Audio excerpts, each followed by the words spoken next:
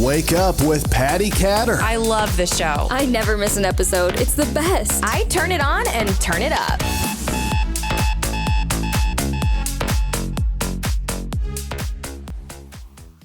Hello, everybody. You're listening to and watching Wake Up with Patti Katter. Today's guest is Michael Julian, and he has a lot of information that's going to help us, especially in today's society where things are a little bit crazy right now.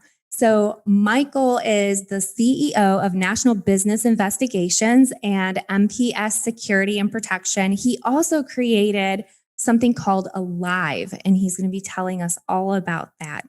So Michael, welcome to the show. Thanks, Patti. Good to be here. Thank you. Please tell our listeners a little bit about where you're from, how you were raised, because this is going to get really interesting and people are going to be really curious about your roots. Sure. Happy to. In a nutshell, I was born in California, but grew up most of my childhood from the time I was 7 to 18 in northern Colorado, which was kind of cool. Came from, my father was military and law enforcement, and then he started our company in 1967 that I basically grew up in. So I grew up doing private investigations and security, wouldn't really know how to do anything else. But thank God that's worked out well for me. And then in 1997, unfortunately, my father passed very suddenly at the age of 57. And I went from being a surveillance and executive protection guy to being a company owner, which I knew nothing about. I went to school for administration and justice, not business. So I spent the next 20 years learning how to be a businessman, which has been very, very helpful. Now I run my companies. Actually, I've got a very good executive staff that runs all the private investigations and the executive protection and uniform security divisions. And I focus my time and attention on my Alive program, because that is what I've become very passionate about. I actually had a former student survive the Las Vegas shooting and give my program credit for that, which was incredibly profound in my life and kind of changed the direction. Once somebody says, hey, you or something you did saved their life, you almost get like a new sense of purpose, because that's quite a feeling. It's second only probably to giving birth to a kid, which I've never done, but I have 2 children. So and I had something to do with that. So that was a big deal. But the second thing would probably be, actually getting credit for saving someone's life. There's an incredible sense of gratification and you just feel good about that. So tell us what Alive stands for.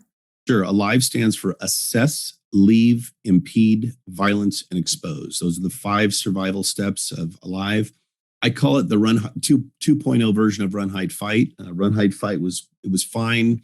It was created over 20 years ago. It was the first version of any kind of active shooter survival method or plan.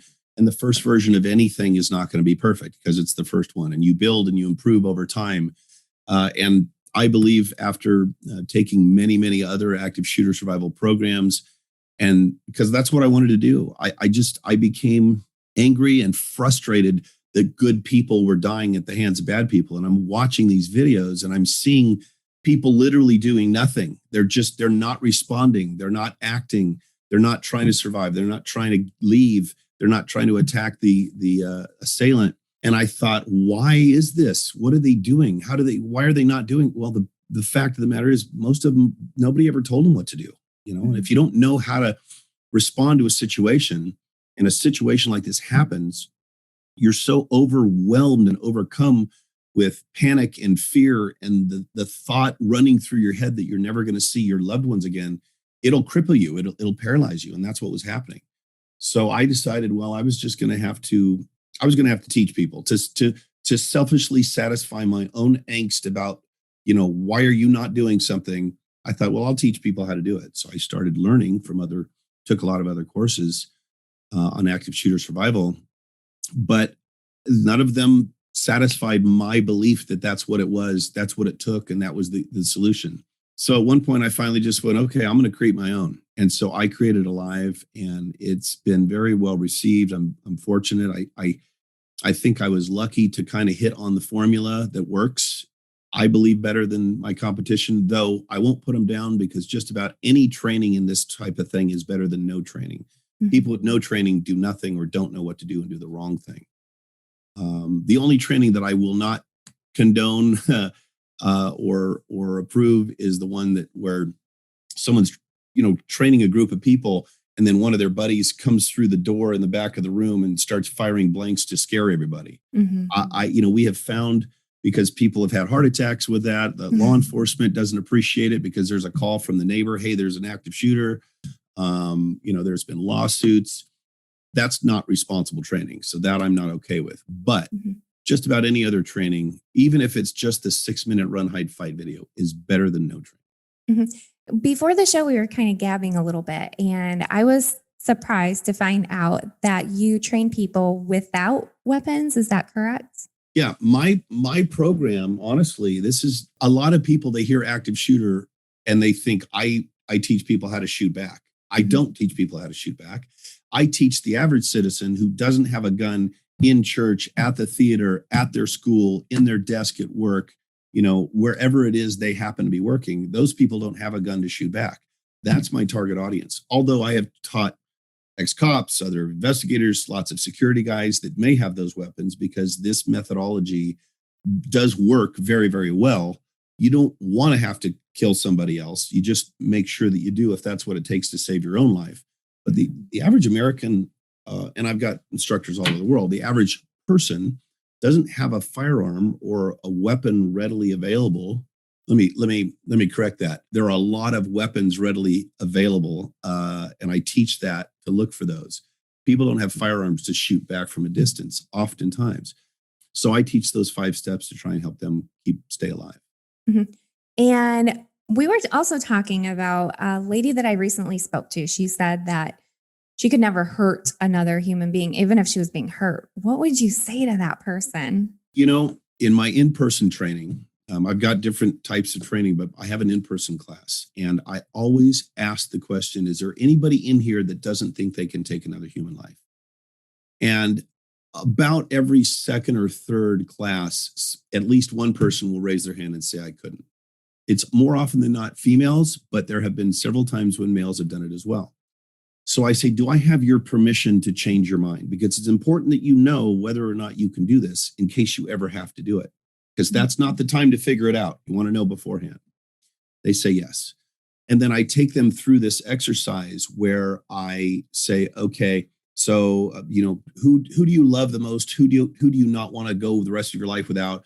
Very often it's a child, one of their children, their children, or maybe a spouse. And I walk them down this journey of, okay, well, see this person right here. Picture, your son, Johnny, who's 7 years old. Picture little Johnny's face on this person next to him. And, you love them, and you just feel warm, and think about the idea of not being able to survive, or not being able to live without them, or something horrible happening to them. And then I say, okay, now I'm a bad person and I have a gun, and I'm pointing it at little Johnny, who you love more than anyone else in the world. I'm pointing it at their head, and I'm going to count to 3. And when I hit 3, I'm going to shoot little Johnny and kill them. And then I'm going to turn my gun on you, and I'm going to shoot you and kill you. Now you point your gun at me. And they put their little finger gun up and they point it at me. And I say, now, all you have to do to stop me from killing this beautiful little child of yours and then turning it on you, so you never see each other. Johnny never grows up and you never get to see Johnny ever again. Before I get to 3, all you got to do is pull your trigger before I pull mine. Usually when I hit 1 is when they pull their trigger. And I say, now, I didn't do that to embarrass you. A lot of times females will get very emotional. I said, I didn't mean to make you cry. I did that so that you understand that if it comes down to you never seeing your beautiful little child or your husband or wife again, or you taking another human life, which one do you choose? And they have always pulled the trigger. They said, clearly, I'm going to save my beautiful baby or my spouse. And if it means taking another human life, then that's what I'll do. Now, do you have any recommendations for people who are thinking about taking some training? I mean, honestly, in my opinion, I feel like everybody could use it. But what if somebody comes to you and says, hey, I'm kind of interested in your classes? I mean, how do you convince them, like, this is important? Well, I basically just spell out the facts. And that is, if all of a sudden you're faced with a life or death situation and you've never thought through and prepared your mind for what you were going to do, and you're now under the gun and the panic and the screaming and the chaos, and now you're trying to figure out a plan. Now you're trying to go, okay, what is the best option for me? Is that the time that you that you prepare yourself, or you do it before you actually need that knowledge?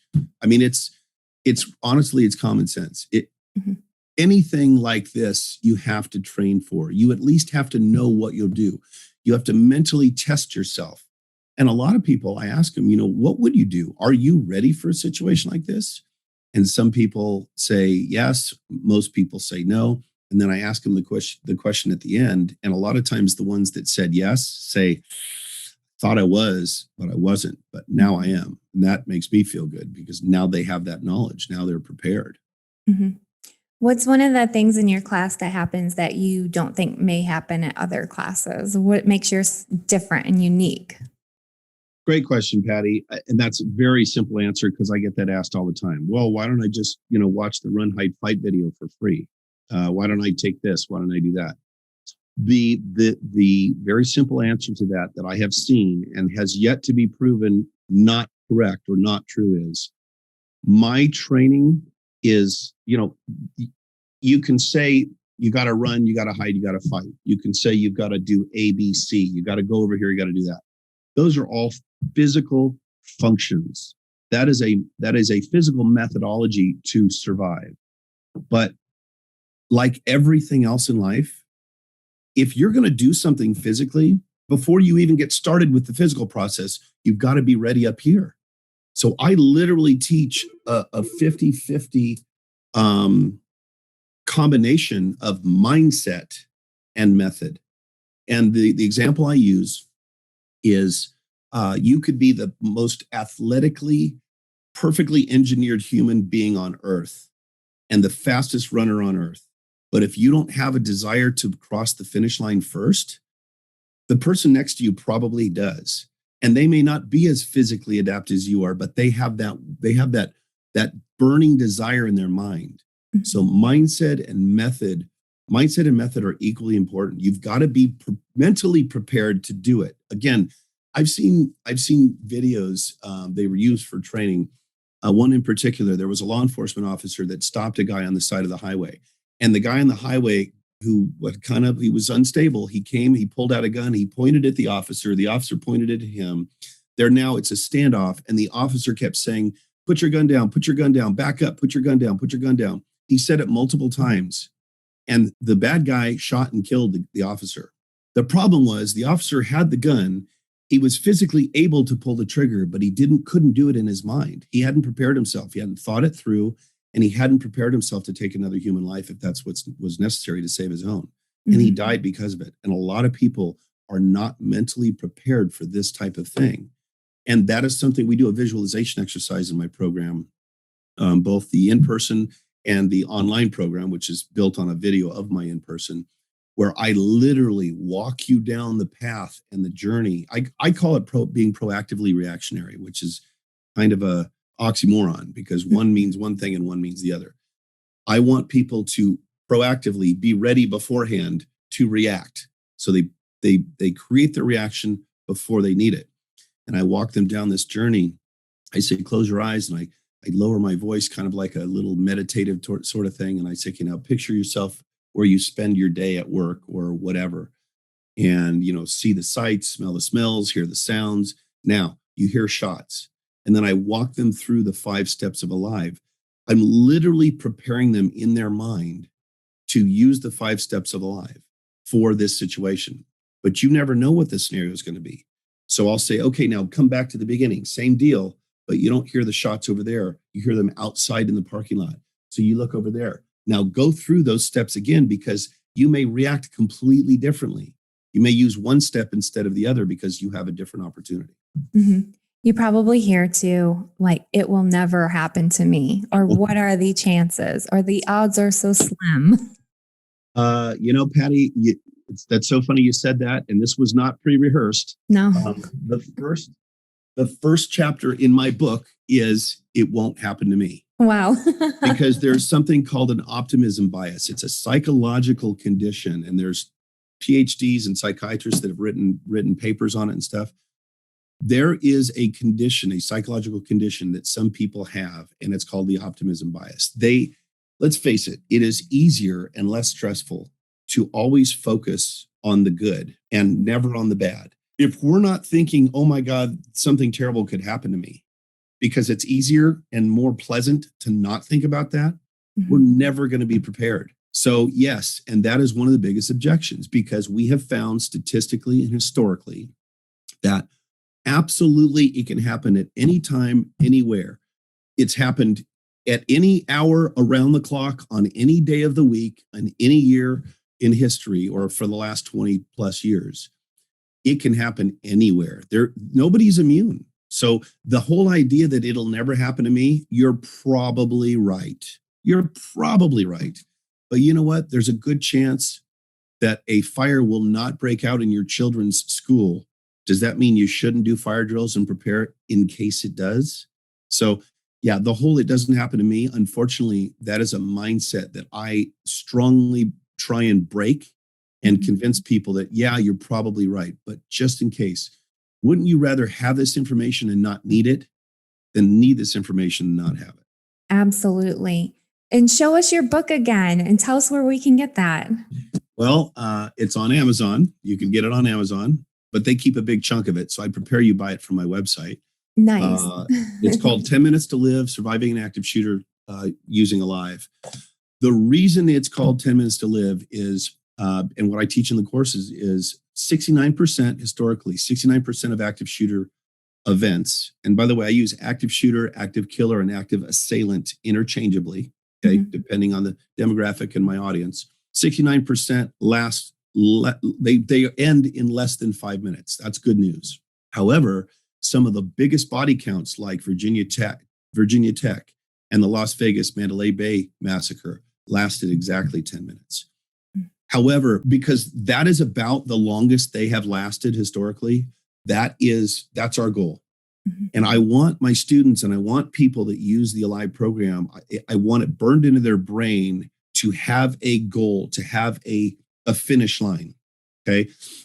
Because if you're focused on the positive outcome of the survival, you're not going to be distracted by the idea that you're going to die and that you're never going to see the people you love again. That is paralyzing mindset, paralyzing mentality. That's what gets people's entire functions to shut down and do nothing. And we know that we cannot do nothing. I show video of the New Zealand mosque attack. And I say, okay, people, this is what happens when you don't know what to do or you choose not to do anything. And so many people, unfortunately, lost their lives when they didn't need to, but they didn't know any better. So 10 Minutes to Live, I want people to know you got to have a goal, like in anything, in sports, in business, in entrepreneurship, anything you want to achieve, you got to focus on that endpoint, on that goal. That's what keeps you from being distracted by the barriers and the noise that might stop you from achieving that. Oh, and you can get it on the website. Sorry, you asked me. It's activeshootersurvivaltraining.com. And then just go to the tab that says book. I was literally just going to ask you that. Yeah. So, okay. And again, your website one more time. activeshootersurvivaltraining.com. It's okay. long, but it's very descriptive. And we're going to have a link to that for those of you watching, it will be on the screen, and make sure that you go to his website and check that out. Those of you listening through podcast or radio, we will make sure that we have it in the show notes on the podcast, and then I'll repeat it again at the end of the show. So, Michael, thank you so much for being on the show. I do have one last question that I just thought of, and it takes you back to when you were younger. I believe you told me when you were 16 years old, you kind of helped your dad. Is that right? I started working for my father doing surveillance when I was 16 years old. On the weekends, I was in high school, and I started, he had different kinds of surveillances and stuff. And so I started doing that. And so what I'm kind of curious what your friends thought. Did they know? My friends knew. So my friends used to call me Magnum, as in Magnum PI, because my dad was a PI. I wasn't licensed, obviously, at that point, but I worked for my dad. So my nickname was Magnum, which was hilarious because I was a skinny little blonde 16-year-old, and I looked nothing like Magnum PI, but that was just kind of a fun little nickname. But it was kind of cool. Most people have never met a private investigator, so growing up with a father that was one and fairly well known, and then becoming one myself, it's always been kind of neat to do something a little bit different than other people. Yeah, that's amazing. Yeah, that was just in the back of my head. And I thought, I need to ask that question because it's not often that you meet a teenager who is into that. And it just kind of reminds me of, there was a show, I can't remember the name of it. It had Johnny Depp in it, and he was the undercover cop. 21 Jump Street. Yes, thank you. It reminds me of something like that. Yeah, Patti, before we go, I just want to mention one other thing that's a really important thing that I think your audience will be particularly interested in. Mhm. Because I can't teach all these myself, and frankly, I've done enough of it traveling around the world teaching, I'd like to back off a little bit and focus on my online course and so forth. Last year, I started a program called the Instructor Certification T3, Train the Trainer, T3.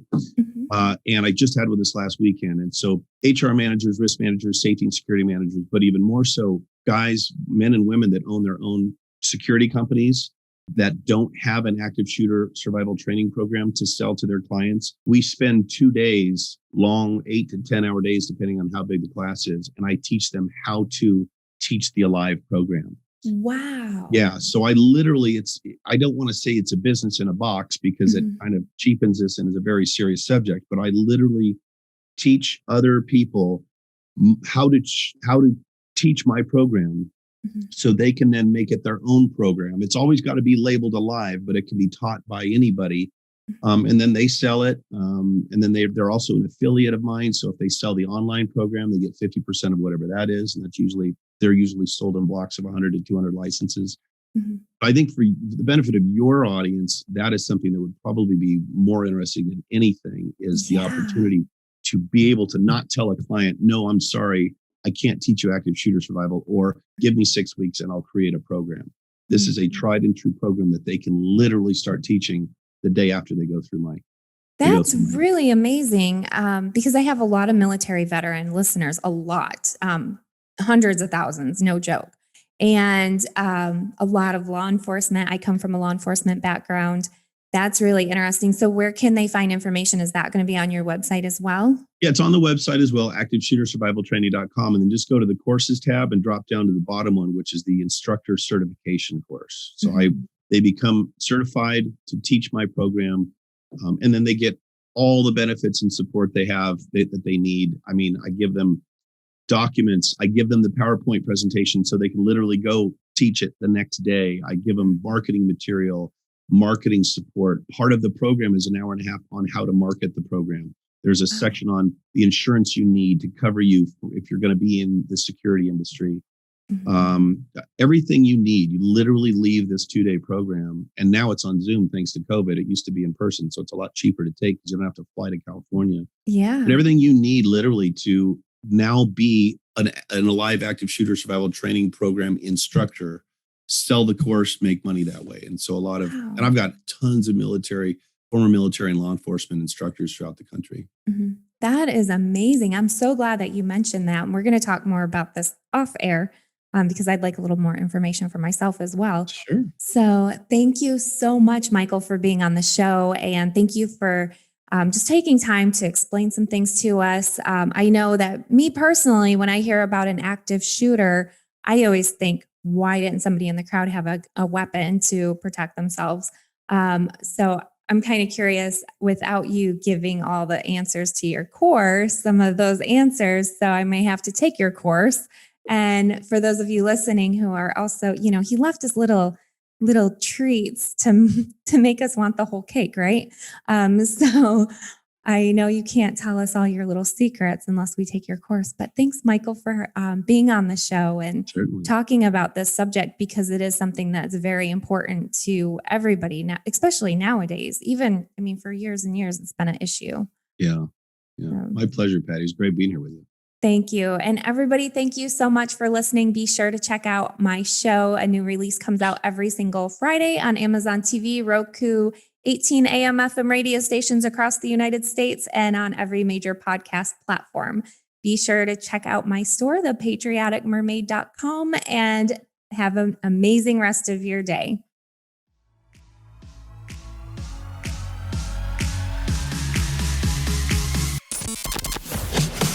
Thank you for listening to Wake Up with Patti Katter. Thank you. Thank you. Thank you, thank you, thank you for all you do. Follow Patti at Patti Katter on Facebook and Instagram. Get social. You can now watch Wake Up with Patti Katter on Amazon TV and Roku. It's the only podcast I listen to. Be sure to check out Patti's apparel line, The Patriotic Mermaid, at thepatrioticmermaid.com and on social media at The Patriotic Mermaid. I love it. Special thanks to Patti's content creator, Alicia Thompson. Thanks for all that you do. Visit thompsoncreate.com for all your marketing and design inquiries.